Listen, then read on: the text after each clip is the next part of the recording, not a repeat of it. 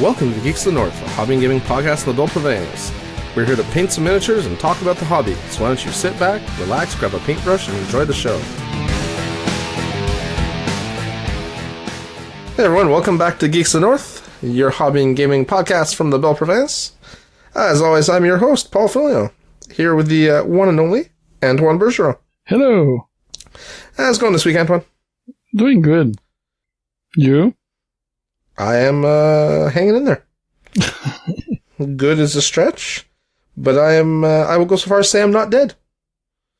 So that's already that. That's definitely going to be better than the alternative. Well, that's true. Mm-hmm. Absolutely. If I was dead, I wouldn't be sitting here painting with you. Nope. The afterlife would be boring. So, what are you working on tonight, good sir? Masons and Relic Knight. Ooh, I like the way you rolled the R. You francophone devil, you. Relic Knight. Yeah, last week I decided that with the new delay on the navigators, I wanted to play something else in my butchers, and I have the kickoff box. So I tried just a quick wash over straight plastic without primer color test for my Masons. Didn't really like it, mostly the blue. So I just repainted the blue with another color, and I have 4 done since Tuesday, and 3 others almost done. So I almost finished the base box. I hate it when you steal my thunder, Antoine. I am supposed to be the fast, decent painter. You get out of my wheelhouse. Pretty soon I won't have anything I can claim. Antoine's a lot better than I am, but I'm faster. Antoine's faster and better than me, but I'm funnier. It's getting pretty desperate.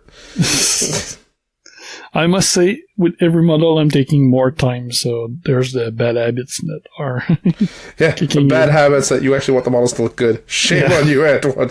For shame. Yeah, I think most of it is the flint and brick are the 2 biggest model in the box, and they also look better because we see the details on them. So that's probably why I want to put more time on it. Yeah. Meanwhile, I'm painting blacksmiths here, and I'm like, that's not a mold line, that's unintentional detail. I didn't even scrape mold lines, I'm painting right over them. I didn't even put time on that. I can't be bothered. They're all over the place. I tried scraping them off at first. I'm like, these are freaking pain. Yeah, I decided to not even try. Yeah, so... But they're not too bad. Like, there are some, and I see them, but life is life. Well, I went to, and sorry, Steve. I went to a Guild Ball event over the weekend, and I won't give you details because Steve will kill me. But it made me realize that no matter how bad I think my painting is at times, there are people out there who paint worse than me, and who are very happy with what they produce. So I should be more happy with myself. Mm-hmm. So, I'm not stressing over the mold lines. I'll have painted stuff. That's what's more important. Yep. So that is the moral of my story. I think it's the first time I don't clean a model in decades. Yeah, well, I won't comment on that. It's definitely not the first time I've painted over a mold line. So I'm just gonna... I mean, I've never done that before either. It's new waters for both of us. Mm-hmm. It's a brave new world, Antoine. Yeah. I don't think I'll stick with it, really, but that's a fun experiment for now. Don't be afraid to underachieve, buddy. That's well, that's the moral of this story. I traded a second Relic Knight faction, so I'm sure I'm going to do a similar thing once I start painting those. You traded for a second Relic Knight faction? Is that what you just said? Yeah, I traded some of my extra Relic Knights for more Relic Knights? No, extra Guild Ball. Oh, for Relic Knights. The Doctrine faction. Kind of a space mage colors thingy. is that from the first Kickstarter? Yes. I don't remember them at all. I ain't gonna lie. You have some of those models. Delphine, the little girl with the werewolf. Oh, sorry. I forgot that's what the faction was called. You mean you have some of those models? Well, you want me to have some of your models. Well, once I give them to you, they're yours, buddy. Mm-hmm. I even know where they are. That's pretty much a miracle right in itself. That's something. Yeah. Speaking of Relic Knights, that's what I'm also painting. I finished Ostrikin last week, the big ogre I've been working on. He looks amazing, by the way. But he wasn't varnished, so I varnished him earlier today, and now I just did the gloss varnish on the gems. Sorry, I thought you were about to say, and he fogged over, and... He didn't fogged over, but I just learned that Restic is super breakable. Really? Yeah, he fell on the ground and exploded in 4 pieces. What? I've never broken a Restic model. Me neither. Maybe there's something wrong with their mix. I Let's have face no it, idea. everything else was wrong with that And Kickstarter. I mean, they're super bendy anyway, so they shouldn't be a problem, but still it fell on the ground, on rock, and the On end rock, flew or- off, the hammer flew off, you mean like concrete, right? No, rock. It was outside? Yeah, I was varnishing. Oh, you mean like with a spray can? I thought you meant your airbrush or something, or by brush. Or... No, I don't have Sorry. a good mat for varnish. Just for whatever reason, for me, and for you too now, the miniature one doesn't work. Yeah, it's just different shades of gloss. Yeah. It goes from shiny satin to really high gloss. Yeah. Yeah, so I did them.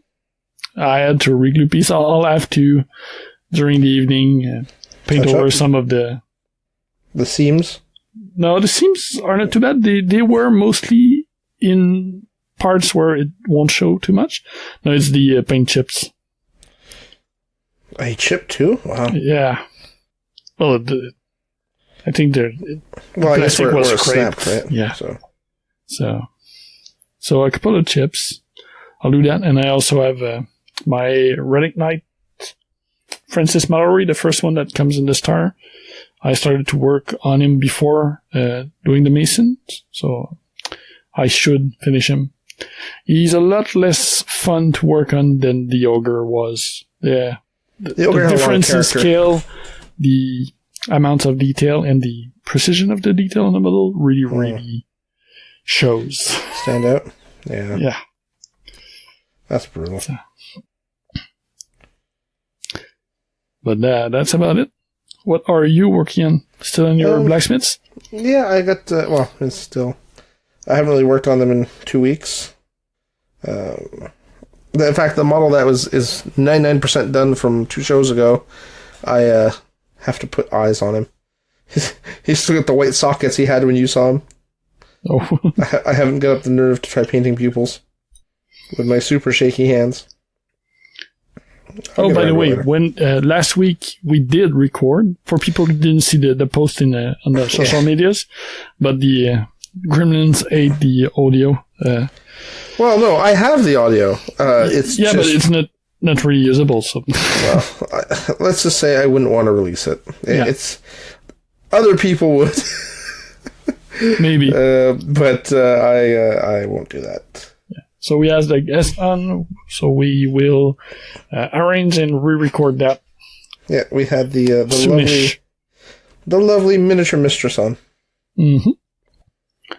So we will do our best and re-record because it was a fun episode. Sadly, it was fun to do, which was fun for us. It was not sad that it was fun. It was No, but it's fun that it's sad that we lost it. Yeah. we lost it, yeah, and can't release it because I think there was. There may have actually been content in there by accident. Yeah. Yeah, that's what I was looking forward. But it wasn't good information, but it was probably better than just us Well, someone with talent was on the show, so... Yeah. Actually, I shouldn't say that. There's always someone with talent on the show, it's just not me. That's not true either. Yeah. I spent half the weekend telling people that, showing them stuff in my miniature bag and be like, yeah, have you seen the pictures of the second wind ball that was sculpted for that Guild Ball tournament? Yeah, that was my guy. It's my buddy Antoine. He sculpted this, and here's some of his work. Yeah, name dropping Antoine. Other odd experience was someone actually knew who I was, like from the podcast. That was weird. That was my first round opponent whose name escapes me. But by the time we get to the Guild Ball show and talk about it, I'll have his name because I'll look it up. Somebody who listened to the main show or to the Guild Ball shows? Both. I know. It's like, what? We're not supposed to have listeners. No, indeed. We're supposed to have lost them all to political content. Well, we are the social political gaming podcast. I still can't get over that. That is so freaking weird. We'll come back to that later in the show. Okay. Yeah. Put a tab on that. A pin on it. Yeah, that's the word. Put a pin on it. We'll come back to it. Do you happen to remember what colors I painted my guys, Antoine? Because I can't duplicate it. No idea. Sorry, I have all the paints out, and I can't get anything that looks remotely right. So here's a mental note, guys. Pay attention to what colors you're painting your things, because you may have to paint more than one. Frig. Or don't. Really? I'm not James Wapple. I can't just wing it. Yeah. None of my Masons right now have the same shade of yellow for their clothing. I'm going to blame that on the tsunami. Sure. So, you went to a Guild Ball tournament. We won't really talk about that. Have you gamed other than that? I knew you have. But are we going to talk about the game where you completely destroyed me? Well, yeah, we can just gloss over it. That's okay. It was kind of a prequel to my weekend at the Guild Ball tournament. Oh yeah, that bad? A taste of things to come. No, it wasn't that bad. As always, I had a ton of fun playing you, and the idea is I was trying to get some practice games in against butchers who are a Guild Ball faction that are big right now, and I got schmooshed, but that's okay. They didn't do too well at your event, though, didn't they? Well, yeah, let's not talk about that. So we played there. You're gonna make Steve angry. Yeah, and we had a gaming night at your place last weekend. The weekend before that, but that's before, since the last recording, I think. You had one game there too? Yeah, I had a game there. Again, we're playing Guild Ball, so we just start playing some other stuff. Hopefully this week we can get something else in. Yes. Next week's I'll probably have a game of Relic Night in. And maybe other stuff, so. I swear I'm going to start working on that again soon. Hopefully. Actually, we need to get I got the Arena Rex sitting here next to me, too. Yes. Now that I have enough to play, that would be fun if some of you guys painted your 3 miniatures. I've started 3 miniatures, for whatever it's worth. That's one thing already. First step, baby steps. You know, Antoine, I don't appreciate you mocking me. Actually, that's not true. I kind of appreciate it. Because I mock everyone, so Yeah.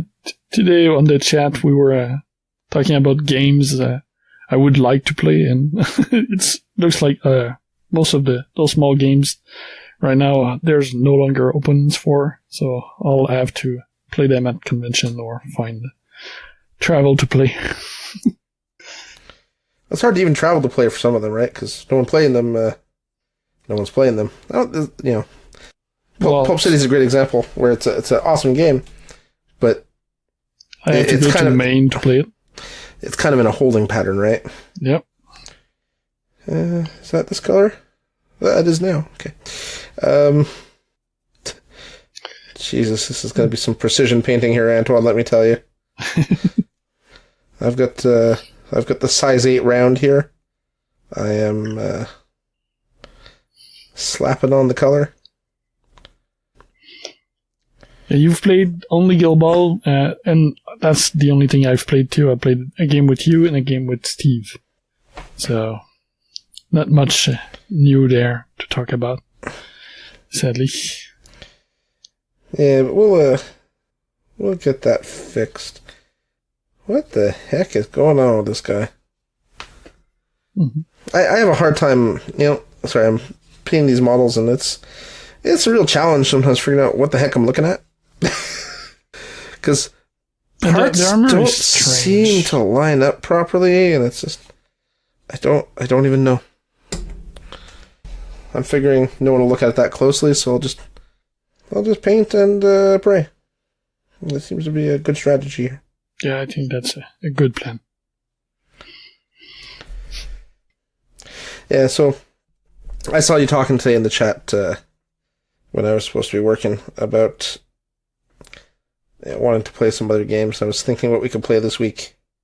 And it's tough because there's not a lot of stuff I have ready to go that fits the bill, really.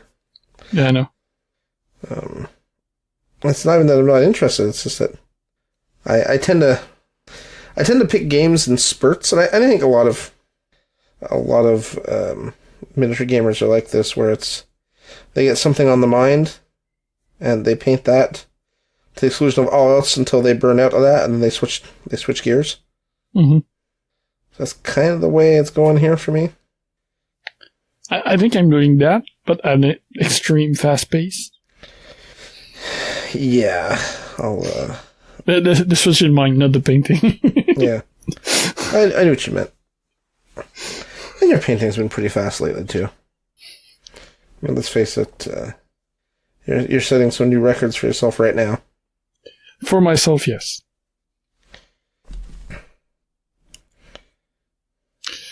Those are not records of quality, though. Yeah, but what's that expression? Quantity is a quality all of its own? Mm-hmm. And I don't necessarily think that's wrong, either. Like, sometimes it's just good to have a bunch of stuff ready to go. Yep. Yeah, I had my butchers for more than 3 years before finally having my base 6 painted. It didn't take me 3 years to paint 6 model in a ball, but it was spread over that time with a ton of other projects in between. So being able to concentrate on the Mason for a week, and it's not even concentrating, they would be done since at least 2 or 3 days if I was not working on a commission at the same time. Which is something I painted. Yeah, that's true. I painted that in the last week. I painted a GU-87 Junker or Stuka or something like that. That's a German World War II plane. Another plane for 3D Wargaming. So it was finished last night. Tonight was varnishing, and I did the gloss on the windows at the same time as I did it on that stricken. So pretty happy with how it came out. One thing I realized is applying the lettering on the plane, on the curved surface with the printing line, was harder than it was on the tank with the flat surface. Yeah, when you mentioned last night that you were having some trouble with the lettering, I figured it was because of the curved surface and the texture from the print. Yeah. The tank were made for, I think, printed the part that shows was the bottom that's on the plate, which just comes out flat. No, actually, No? Or is the side or something like that. So it's one of the part that shows better result. Yeah. I think... So I wonder, honestly, if the tanks were printed at the same resolution as your planes. I really get the impression those tanks were printed at 0.1 millimeter, and the planes are printed at 0.2. Yeah, the planes were printed at 0.2. That I know. I don't know about the tanks though. So, and the curved surface does accentuate some of the the traits of a 3D printed object. Mm-hmm. I will say that as well. Yeah, it was. I had to try 3 times before finding the right tool to apply it and easily, and for it to stick and look okay. While the lettering I did on the tanks, I did it in one go and I had no problem with it. So that was something new. Yeah, it's never fun when you're into unexpected issues, right? Yeah, I think maybe a stencil, like a sticky stencil, would have been better for that. You were using rub-on lettering, right? Yes. And I think having a sticky stencil would have been better for the airplane, maybe. But maybe not, because it might have been hard to apply. It might have been hard to make it stick, to be honest. Yeah. Because those planes, well, they're planes, but 3D prints have a lot of texture, right? And generally anything sticky applied to something with texture is a difficult proposition. Yeah, but I've been able to mask for that plane, and I didn't have any damage. So, I don't know. I don't know how much more that's true. damaging it would have been. I don't think it would have been damaging. I don't think it would have lifted stuff. It's just... it does. making the stencil stick itself, I thought would be challenging. Yeah, that's possible. I've never used one that's sticky, so hard to say. Well, I did more freehand than I planned, but it still looks good. So, is that always kind of the case? We never plan for these things, and yet, yeah. And I'm painting some canvas here on this guy, or at least it looks like canvas to me. I don't know, like some kind of beigey, linen-y, I don't know, apron, and it's quite challenging because it's flowing in some weird ways, and I'm trying not to do too much blending and stuff. I'm just kind of trying to throw on some colors and keep it simple. Yeah, but it's not really cooperating all that well. So now, in my, crazy head, I'm like, maybe if I painted a texture, like a little texture onto the fabric, it would look nicer, and it would hide some of the imperfections in the blend if I painted, like, little tiny cross hatches to give the impression that it's a piece of fabric. That's not giving yourself a lot of work at all. No, I know. And I'm wondering what type of insane I'm being and what's come over me. What has happened to Paul? Like, we switched place for those models, really. You're taking super hard to paint models that don't give that good of a result anyway because of the texture on them. You're putting a lot of time on them, and I'm going super fast. So you've used some sort of weird machine on me, haven't you? Yeah, Trading Places or you've one of those movies. Yeah. We piss in a fountain at the same time, or I don't know. What? Wasn't there a wishing in a fountain, or wasn't there a parody where 2 guys were pissing in a fountain at the same time? I don't know what you do in your spare time, Antoine, but apparently it's reading very strange books. The only thing I can think of that's remotely like that is there's an author named Piers Anthony. I don't know if you ever heard of him. He wrote a series of books called Xanth. I've kind of ring a bell. And in those books, there's like fountains of love, essentially. And that's how they explain all the mixed races, like centaurs and stuff. So, a human was drinking at the well at the same time as a horse was drinking at the well. And hilarity ensued, Is there, like, the cycle of magic or something like that? Kind of humoristic a bit? It could be. I think I read one in the middle of the series by accident or something like that. That could be. Bought a book at a used sale in the States while on vacation. They were fun reads. If I recall correctly, I haven't read them since I was a teen. But if I recall correctly, the world of Xanth basically looks like Florida. But it's like an alternate reality. Okay. Is that a state on Florida that it's an alternate reality, or? No particular content on the show. Stop, Antoine. We'll get other 1-star reviews with that. Was that a political comment? No. Really? I didn't want it to, but... People will take it that way anyway? Yeah. Well, who knows? Let's make this podcast great again, man. Just saying. Yeah, large flat surfaces are so tough, especially when they're supposed to be like a wavy fabric and supposed to be doing some shadow on them and stuff. And it's going to be one of the hardest things to paint on a miniature. Yes, I totally agree. That's why there are airbrushes. I have one of those, but I can't use it while I'm recording. Yeah, I know. my selection of miniatures recently, in the past few weeks, have been made especially for the podcast. Like, okay, we're going to record tonight. Okay, I will switch project just for tonight. Well, you, sir, are a smarter man than I. That's all I'm going to say. What about you? Do you have anything that's like that? No, you seem to be all armor, so I guess you'll stay. Okay. I'm going to do a little something I like to call flesh tone. And I probably should have cleaned my brush before I started this, but what the heck? People are all different colors. It's all good. I don't discriminate much. That's the other thing. These guys are like... I'm painting Anvil, right?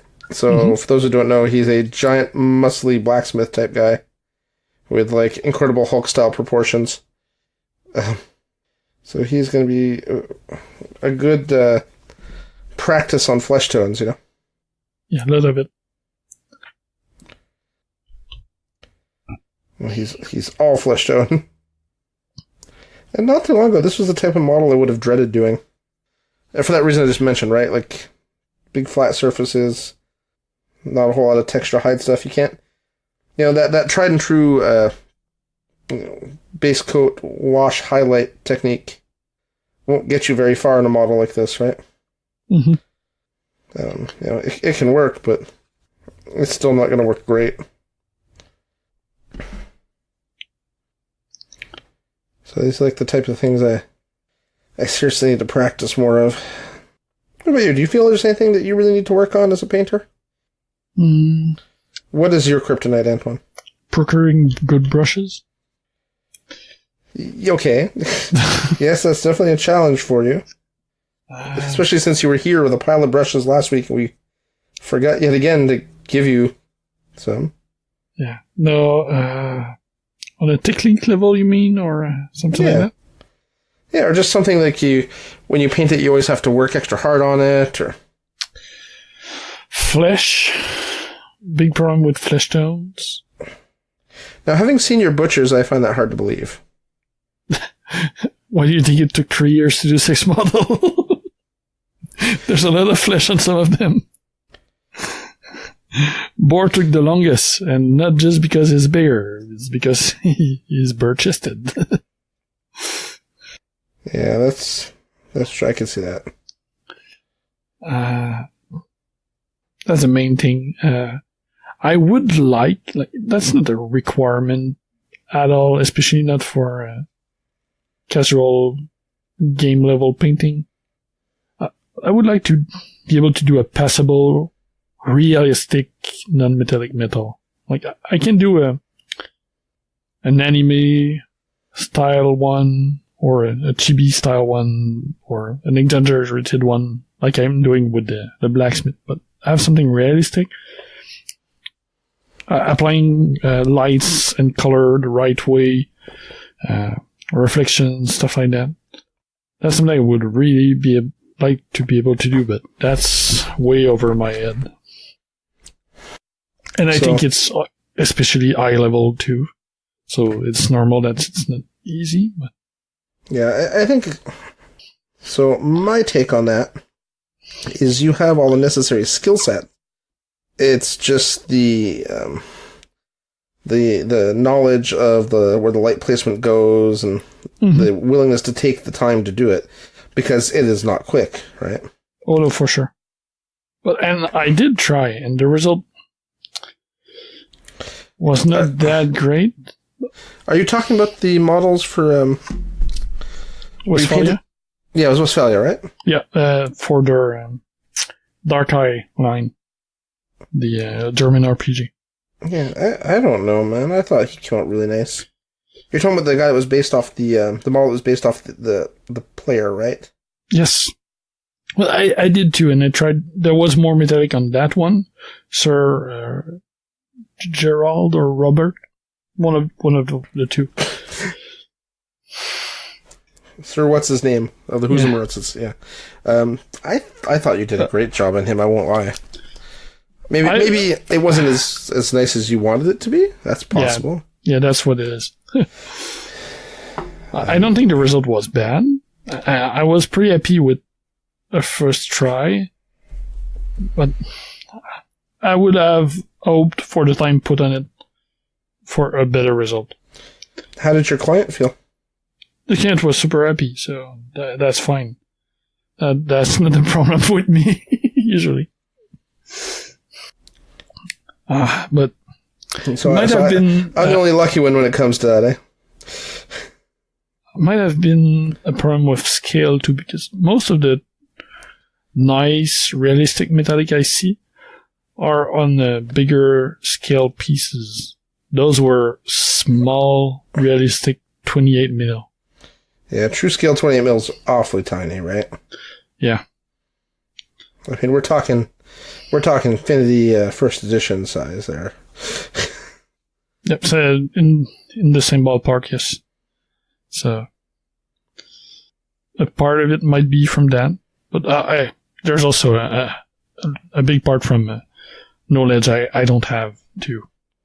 I looked at comparison and stuff like that, but it was a really big challenge. You know, NMM always amazes me when people do it all the time. And they get so fast at it because they're like, oh, the light goes here and goes here. There's like this, reflections like that. And it's like, bam, bam, bam, okay, done. And I look at it, I'm like, I don't know what just happened, but I feel 30% dumber. Yeah. I understand that. Is there a model or a technique or something like that you would like to get better at? Yeah, like I said, I also have trouble with flesh tones. Mm-hmm. I tend not to go bright enough. I have a problem with color. I tend to not paint with enough contrast. Yeah, you paint really dark and not contrasty. Yeah, that's true. Yeah, so that's my biggest problem. Also, you know, I need patience. I need to work on things like blending and stuff, and I just, you know, I have models I've blended, and, you know, I was like, yeah, that model took longer than my time limit. So I'm never doing that again. That's kind of the end of it, right? It's stupid that I limit myself that way. And I should... Yes and no. I should get over it. Well, I get stuff... mostly for gaming, so... Yeah. So are you, like, when you're painting personal stuff. Right? And so is Yom when he paints his personal stuff. But we enjoy doing competition, and we enjoy the challenge of the painting, which I don't think you enjoy as much. Like, you like painting, but I don't think you enjoy as much putting so much time on a single piece just to be able to push yourself. I don't think that's the fun part for you. I'm an underachiever. I admit it. That would be hard to deny. As I sit here painting my miniature with my number 8 round.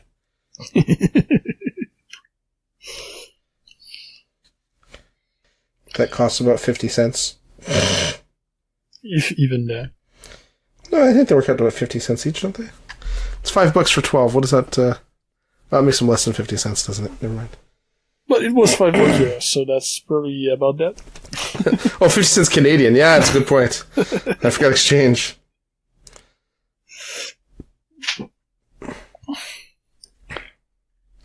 Yeah, but there's other painters that paint with inexpensive brushes too. Yeah. Mark Maxey, for example, is another fantastic painter that paints with cheap brushes. And I don't think brushes make the paint job or make the painter. I think they certainly help, though. I mean, look at the stuff you've done with terrible brushes. And they're at the end of their life now. It's a good thing I'm painting those fast paint Mason and not a competition piece, because I don't think I would be able to do it. That bad, eh? I mean... Yeah, yep. They've been dying for months. No, I switched. My double-ended are all dead now, or not done, not good. And the transport one, the one with the removal cap. Oh, yeah. The pocket brushes. They've been useful for 2 or 3 weeks, but they are not holding their point at all. So, yeah, they're already almost over, and I've been painting with them for 6 weeks, maybe. Which, actually, considering those brushes, that was the Ichiban Studio brushes, wasn't it? The first generation Games and Gear stuff. Yes. Yeah. So, realistically, I'm surprised that they lasted this long. Well, I keep using them with a hook at the end. I just work with the hook. Yeah, same here. That's what I'm doing right now with this brush I'm using. But since it's a hook on a 50-cent brush you have, mine is at least $5 each. But I'm just using the hook as a way to get into those hard-to-reach places. Exactly. Yeah. Use the tools you have. That's right. He's coming along here. Oh, I forgot he's bald and didn't paint his head at all. His body's coming along here. Hopefully I can skin tone match it. That would be funny. Giant tattoo all over his head just to hide the... as if that was something so easy to do. What, painting a giant tattoo on him? Yeah, realistic looking tattoo or... Yeah, I know. Or rough. Well, I think the trick is to paint them super bright and then glaze them back into the skin tone. Or so I'm told. Maybe. Yeah. I always love the fact that I can sound like I know what I'm talking about. Don't really have a leg to stand on. Reading. It won't make you a better painter, but it'll make you sound like one.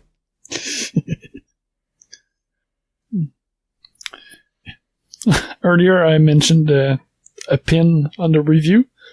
I don't know if that was procced by or mention of the bad reviews, but we've got another review this week. Oh, I'm scared to ask. So,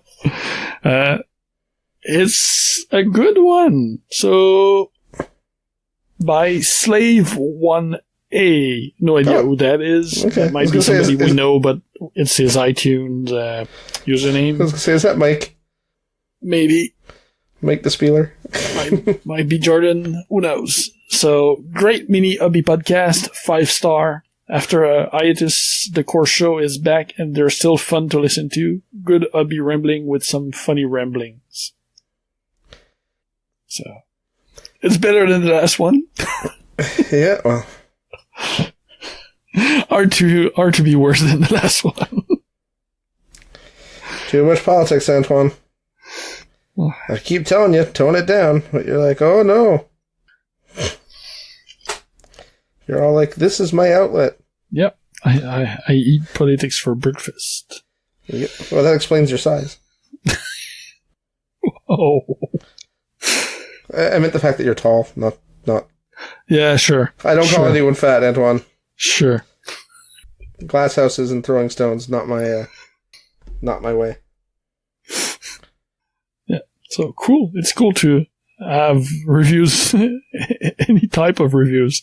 It's either fun to talk about them or fun to receive them, depending on how good or bad they are. Yeah, and we'd like some more. So if you do enjoy the show, please drop on iTunes and give us a comment, good or bad. If it's bad, I'll probably ignore it, but if it's good, I'd like to hear it, you know. Oh, if it's bad, we'll probably talk about it 10 minutes in the show. That's true. Well, I don't know. If we get enough bad comments, the novelty will wear off eventually, I suppose. Maybe. Or we'll get used to it and ask for bad ones. No such thing as bad publicity? Was that the old expression? Yeah. Well, any publicity is good publicity? Yeah, one of the podcasts I listened to, he said, give us 5-star, but say any shit you want about us. But at least give us 5 stars. And iTunes or any of the media, the programs you use to listen to us. Even our Facebook page can get reviews. So any way you can get reviews to us, do it. It's fun. It also helps share the show. So yeah, and we're kind of family friendly. Well, we're less family friendly because Antoine's been swearing, and I've been swearing, but we're not necessarily family unfriendly. No. Yeah. You won't usually find an F-bomb on our show. Not unless it slips. But yeah, not our style that much. Well, certainly not your style. And I try to keep my mouth in check on the show. Because if one of us is going to drop an F-bomb, it's more likely me than you. Yes. Let's be honest. My explicit language filter turns off at a certain point when my annoyance level reaches critical mass. And I would probably swear in French too, anyway, so it wouldn't be picked by the filter. Or most of our listeners. So yeah, we used the French language as like tongues at the at the tournament this weekend. It's like, oh, we need to talk about something. Let's switch to French and plan. Well, it's an advantage you have. Use it. Yeah. Might as well. Exactly. That looks worse than I thought it did. Holy crap! I was like, oh, this flesh tone's looking really good now. Upon closer inspection, oh, that's okay. I can glaze it back with some of my mid-tone and something stuff. So do we have a main topic for the show, or are we just rambling? I mean, I'm fine to ramble. I like rambling. It's mostly rambling. There's some stuff there. There's some release I want to talk about, so we can talk about that after. There was also the news that got out today about the Ninja Division for the Super Ninja Legion Kickstarter. Today or over the weekend, you mean? Was it today? Are you talking about the fact that they basically have no money and it's unlikely that they're going to be able to complete that project? Well, yeah, their answer they did to the Attorney General or whatever? Attorney General, yeah. No, I think it was released today, no? Or yesterday, maybe? No, a couple of days ago, I think, yeah. Okay. I read it over the weekend. And it basically boils down to, we had it mostly done. We restarted the project because we weren't happy with the product. A key component of the project, key person, got really ill and was gone for almost a year. They went back to the drawing board a couple times, and then they essentially ran out of money. And it's put them all in a bunch of financial stress. Not just the company, but personally, they've sold their homes and stuff to try to make ends meet, try to keep the company going and try to produce stuff. But since the product in question is like their main money maker, and they can't release it, the outlook is not very good. No. That's unfortunate. I hate to hear that anyone is suffering. It's nice to know that they didn't release it because they ran away with the money. It sucks. It also means that the people are practically destitute. These are people we've met, and I'm not gonna say we're close personal friends or anything, right? But I don't know. But these are good people, and it's always unfortunate when good people have bad things that happen to them, right? Yes. And there'll be those who are heartless and are like, well, they're getting what they deserve. But that's a very narrow view. No one deserves to lose everything. Well, especially if they didn't do it by malice. Like, people who... Yeah, they really weren't trying... do bad and want to... I'm not finding... Scam you? Yeah. That's different, right? This wasn't a case of that. Oh, no, not at all. The letter was for a specific project, Super Dungeon Explorer Legend. The Kickstarter for the RPG style expansion and the second edition of the game. But they also have other outstanding projects, which will probably suffer the same fate.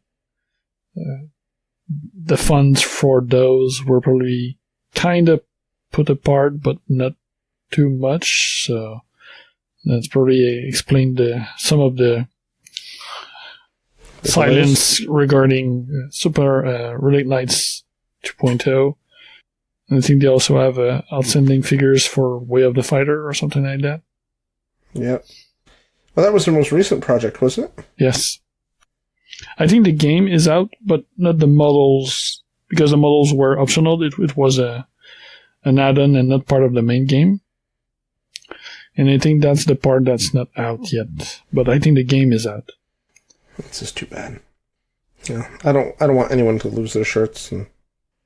The vitriol seemed to have been less bad than in the past since the release. Some people are not happy, but I've seen less complaints. Yeah. Or people have just... It's been so long that they have just decided to move on. Maybe. Well, complaining about it isn't going to do anything, right? No. But people have been complaining for years now, so... And they generally don't stop. Or maybe the place I visit are being more monitored. Could be. So... Yeah. I might not be seeing all the field there is. That might be part of it. That's possible. That's very possible. It's just a messy and crappy situation all around. And I wish it wasn't the case, yeah. Yeah, me too. Yeah, it's really bad for them. It's really bad for the game, because if it doesn't get bought, the game won't expand or won't release what was awaiting. Like, I'm really sad about it for Super Nintendo Explorer, but even more for Relic Knight, which the rules for the new edition are really good, and it was picking up locally, and people were enjoying, so I was really looking forward to getting the new models. Like, not even the expanded rules for the expansion. That would be fun, but just the missing models for the recast and the couple of new entries that were for the first edition, the first wave of model would have been fun to get. Okay. I hope they get either funding through a new partner or find a way to have some of it get out. Yeah. Hopefully they could save the company, because I love the product. It's two of the games that I've played the most and enjoyed the most out there. So yeah, well, you demoed Super Dungeon everywhere we went for a long time. Yeah, I demoed to conventions locally or even at other cons. Mm-hmm. I volunteered at Gen Con even for them for assembly and teardown. Like, I was not how do you say that? Confident enough in my language to be able to do it in a big setup like Gen Con. But I did it at smaller convention like Captain Con, locally at Otakutan and other conventions in French, which was easier for me. But still, I ran demo for the game before it was even a product that was available, while it was still just a print and play and some metal miniatures. So I've been with both games for a while. Yeah. Because I did that for Relic Knight too. I remember demoing with this tiny small booklets that came with the card decks, which were almost unplayable. Oh, that was terrible. I remember trying to demo that game and being like, I don't understand what's going on. And the demoers were right there with me, like, yeah, we don't understand it either. Like, okay. There was stuff missing from those rules. But the final project was fine for first ed. It had holes, but the concept was cool. And now the revised version with 2.0 has just been fun. I had no problem in all the games I've played with it. Our main problem with it is the amount of terrain to use, because some of the scenarios bug down if you use too much, because the objectives should be able to move. But we play terrain heavy, so sometimes we redraw the scenario just to be able to keep the amount of terrain we like on the table, because it wouldn't make sense. Yeah. I hope it all works out for them. I was looking forward to playing some Super Dungeon Explorer. I mean, I have the first edition of the game, and it's perfectly playable the way it is, but I was looking for something a little more streamlined. Yeah. We're looking forward to something a little more streamlined, I should say. Oh, well. Maybe, like you said, maybe they'll get bought, but that market also... Cool Mini plays in it now, too, and they have a very solid product. Yeah. It's a bit different, and I'm aware of that, but it's chibi, and it plays well. It's different type of game. It's a versus game, but still, it's a dungeon crawl with the chibi miniatures. So. Yeah. It's different, but but not that different. Yeah, exactly. The style might be your thing or not, though. Some people, personally, I really prefer the style from Super Dungeon Explorer to the Arcade Quest style. Yeah, and that's fine, right? Yeah, but it doesn't mean that I don't enjoy Arcade Quest as a game, though. I really enjoy it. Yeah. And to be quite honest, it's just there's so few games. Well, let me rephrase that. There's a lot of games out there. There's not a lot of successful games out there. Mm-hmm. Right, and we see companies suffering all the time. And, whether it's, Guild Ball or, Malifaux or whatever, the companies, they rise and fall, right? Yes. With certain exceptions that just seem to rise. Like a phoenix from their ashes. But for the most part, it's a brutal industry. Oh, well, that didn't work out so well. Sorry. I just glazed my model and probably kind of sort of wrecked him.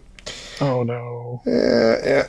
That's okay. We'll just see what we can't take off with some water and prayer. Yeah. If you're to that last degree, I don't think you have much left as a real option. I believe in the power of prayer, Antoine. Yeah, I salute your fate, but let me know how well it worked on your miniature. Well, safe to say it worked about as well as you expected. Yeah. There's not much left to say about that. About my miniature or about not fate? Yeah. No, but the Ninja Division status. Yeah. Hopefully we'll get official news. I think that's the worst with the project right now. It's the silence. Like, backers have been so toxic that a small band of really, really angry backers have made campagne de salissage. How would you say that? Class action lawsuits? No, not the lawsuit, but slandering campaigns, slandering campaigns online. So I had to think of what you meant. Yeah, every time something is posted by the company, they try to drown any comment or any positive news with the with just the salt. So it's hard to get. So the company have just went silent in the past few months / even year, which means that we don't get any news. Sure, they probably don't have much to say because of what we know now, but still, it would be easier to be able to wait. Yeah. If we had a bit more information. People are stupid, right? Like, they do things out of spite and they hurt themselves. Oh, for sure. They just hurt themselves. Yeah. Slandering the company, if they still owe you money, is not going to help them deliver the product to you. So. And I get, they want to make sure buyer beware and stuff for everyone else out there. I can understand that. But, I don't know. I get that it's not easy. And I know what being angry is like. Believe me. Yeah. No idea, no problem believing you on that. So. Anything else you want to mention about that topic? Not really. There's not a whole heck of a lot to say. Yeah. So, might as well move on to something else? Yeah. What you got? Some new release or Kickstarter, but pay attention if it's a Kickstarter. You never know what you get into. First one, pretty biggest one, is Oak and Iron by Firelock game. They are the company behind the historical pirate game. Blood and Plunder? Blood and Plunder. So this... Hey, I knew something Antoine didn't for a second. It's set in the same time period, but instead of being a 28 millimeter scale skirmish game, it's a fleet game of a 1/60th scale miniatures. So you are fighting in the golden age of pirates and sail. And so they are funding the base box, which is a 2-player starter. Their core box comes with a bunch of ship cards, templates, dice, everything you need. It's an interesting product. They are purely historical, though, so if that's your thing, it's good. If it's not... it's less good.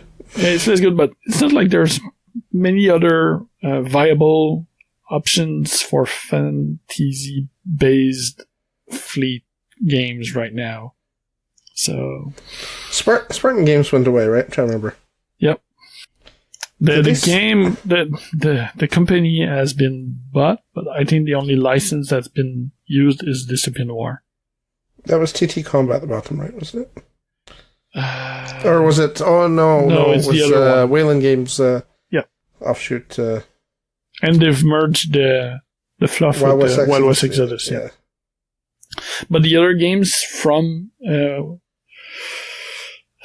Spartan have been put aside, at least for now.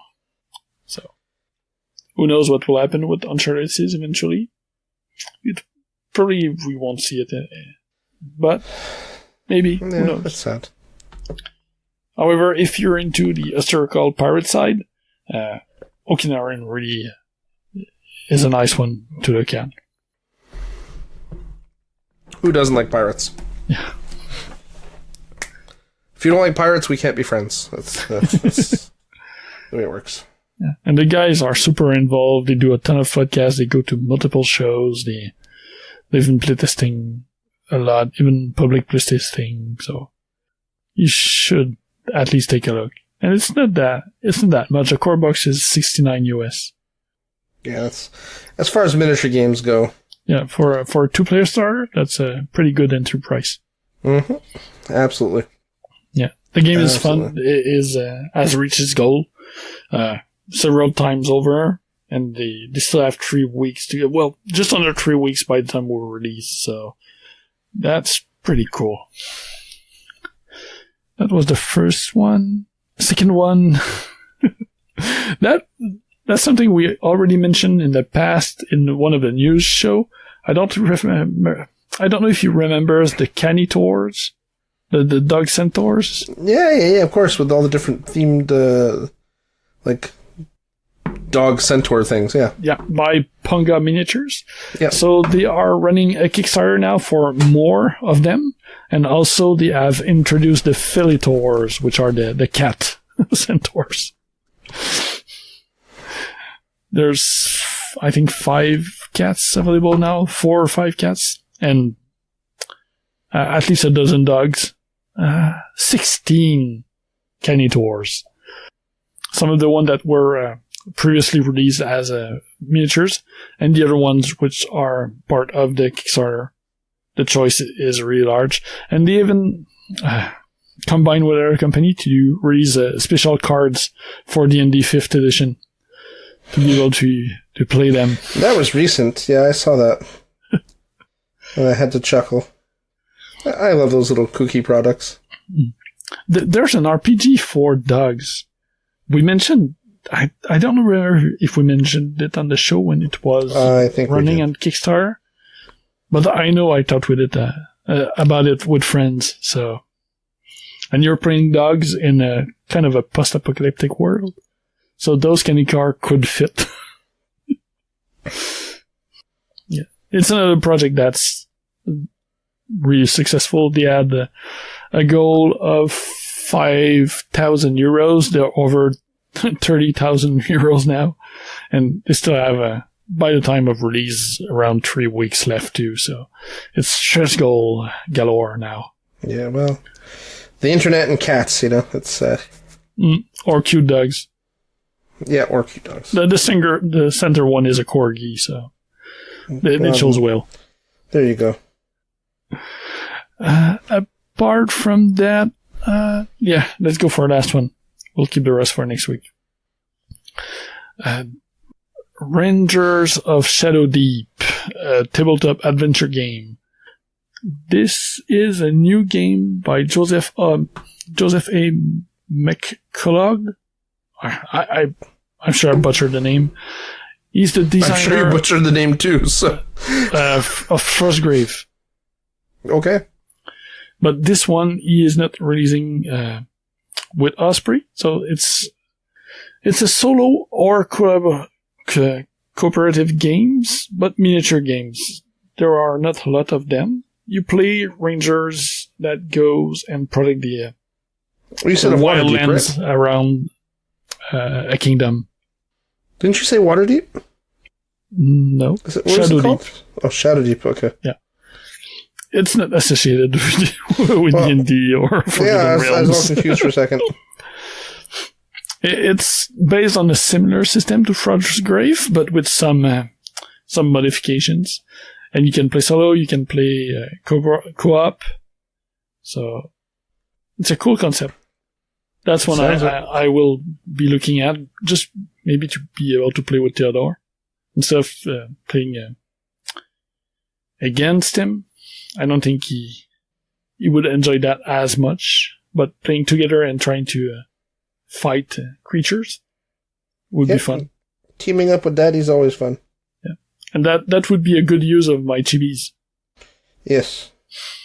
I have a ton of kobolds.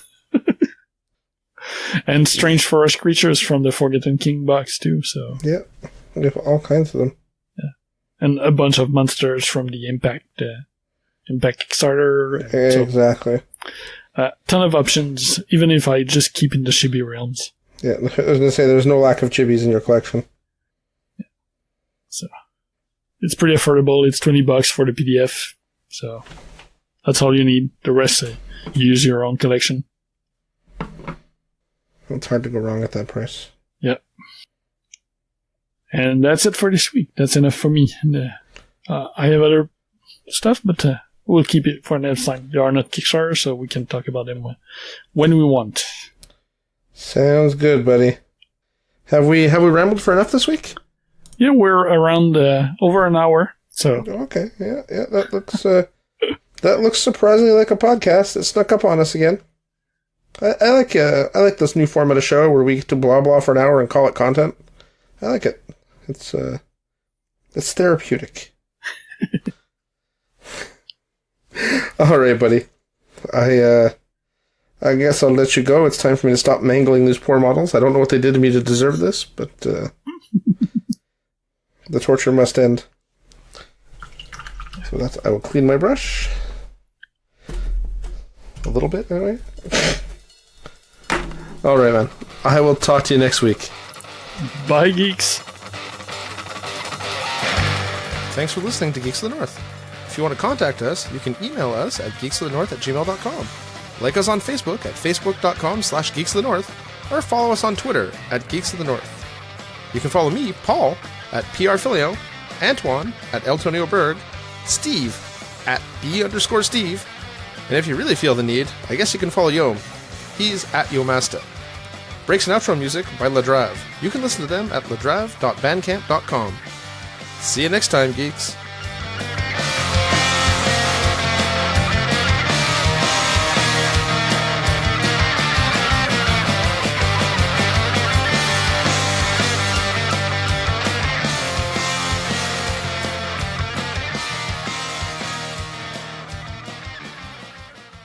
Thank you for checking out a United Geeks Network family member. If you enjoyed it and are looking for other online media with a geek culture slant, head over to UnitedGeeksNetwork.com, where you will find Almost Podcast, a fan-driven companion podcast for the Almost Human television show. The United Geeks Network. You can broadcast your geekiness at UnitedGeeksNetwork.com.